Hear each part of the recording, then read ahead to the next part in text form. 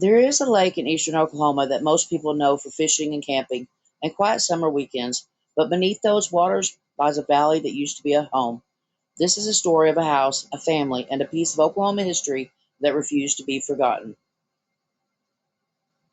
Before Lake Eufaula existed, the Canadian River and Gaines Creek carved through the fertile valley in what is now McIntosh and Haskell County, Oklahoma. Families had farmed that bottomland for generations. One of those families was the Bensons. They were cattle farmers and landowners who had worked the soil long before Oklahoma was even a state. Their roots ran deep into the valley floor. They built their home there, a southern style farmhouse with wood floors and large windows, the kind of solid construction that was meant to last forever. They had no way of knowing the government had other plans for their valley. 1950s, the United States Army Corps of Engineers began one of the largest water control projects in Oklahoma history, the Eufaula Dam. When it was completed in 1964, the Canadian River Valley began to fill. Thousands of acres of farmland, homesteads, and timber disappeared under what would become Oklahoma's largest lake. Families were displaced, communities were erased, and the dead had to be moved. The original Brooken Cemetery, which had served that community for generations, was carefully dissected grave by grave and relocated to higher ground along what is now Brooken Mountain Road. But the Bensons were not ready to let go of everything. Rather than watch their home disappear beneath the rising water, the Bensons made a decision. They saved the oldest section of the structure, the original portion of the house, believed to date back to the early 1800s, was carefully separated from the rest of the house, one bedroom, one bath, and a central room, the heart of the home.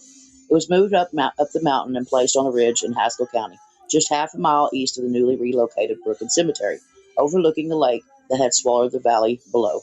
New additions were built around it, a kitchen, a large front porch with that unmistakably southern feeling. From the outside, it looked like any other farmhouse on a ridge above the water. But the inside of the house, the oldest walls and the wood remembered everything. The Benson family continued working the land above the lake.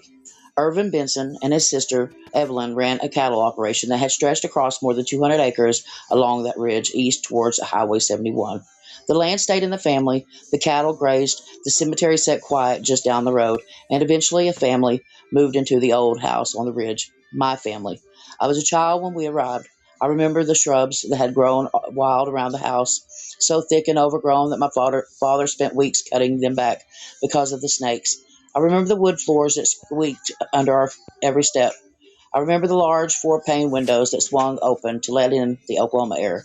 And I remember the horse-apple tree in the backyard, enormous and old, that it had clearly been standing there long before any of us arrived. That tree knew things we did not.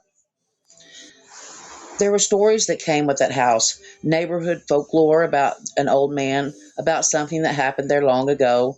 Whether those stories were true or simply the kind of tales that attach themselves to old structures, I cannot say for certain. What I do know is that those walls were old, genuinely old, the kind of old you could feel when you put your hands against the wood. Someone built the original room more than a century before I ever slept in it. Someone lived there before the lake existed, before the dam, before Oklahoma was ever even a state. And somehow, against all odds, that room survived.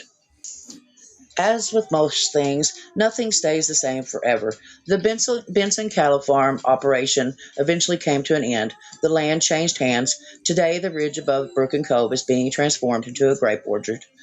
The valley below is still full of water. The cemetery still stands just down the road.